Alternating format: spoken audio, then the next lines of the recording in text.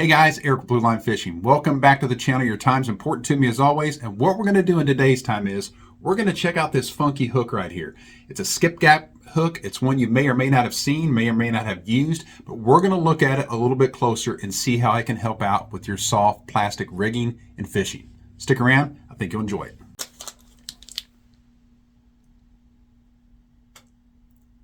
All right, guys, so this is the Gamakatsu Skip Gap Hook. You know, it's not a new hook. It's been out on the market a long time, but it's a hook that I had seen and I thought was kind of gimmicky when I saw it years ago. I never really paid that much attention to it, but I actually started using it this past fall. And you can see right here, it's got this Z-bend in it, or R-bend, whatever you want to call it.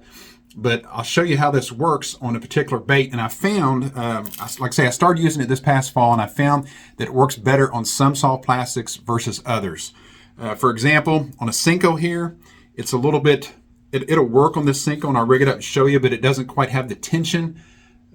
This little Z-bend right here is gonna, this little bump right here is gonna kind of press into the bait, and that's what you want. It's gonna hold pressure to it. So you're gonna rig this up just like any other soft plastic, Texas rib soft plastic.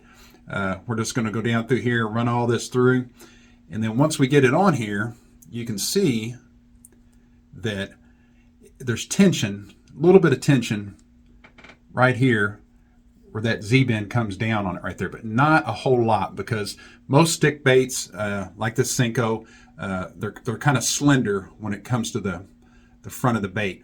What I found it to work really well on, though, is creature baits.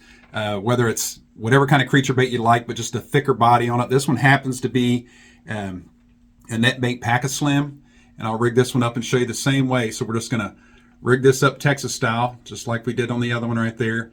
Going about, I don't know, 1/4 inch, 1/8 of an inch down right there. And then we're gonna run the hook point right back up through here. Now, you can see right here, there's not much of, or I should say there's a lot more tension on this bait right here. And really kind of the fatter creature bait you would use, I think the more tension it holds on. But that's what this is designed to do, is put tension up here on the front of the bait, so hopefully your soft plastics don't slide down as much. Is it a cure-all? Nope. If any of you guys have a cure-all out there for it, let me know, because I've tried, you know, using super glue. I've tried pegging it with a toothpick through the eyelet up here, all other kinds of little tricks, and there are things that work and things that help. But I think as far as having to apply something to your bait like super glue or try and peg it or something like this, this little hook right here, this skip gap hook, I think is one of the best things that I've found in the last several years. You know, why I didn't try it out sooner, I don't know. Like I say, I thought when I first looked at the hook, it looked kind of gimmicky. But after fishing it this past fall, and I'm going to fish it into the spring here, like I say, it does a good job. Is it a cure-all for, you know, never having that bait slide down? Absolutely not. But I think it helps a little bit, and I haven't had any problems with hook sets in it.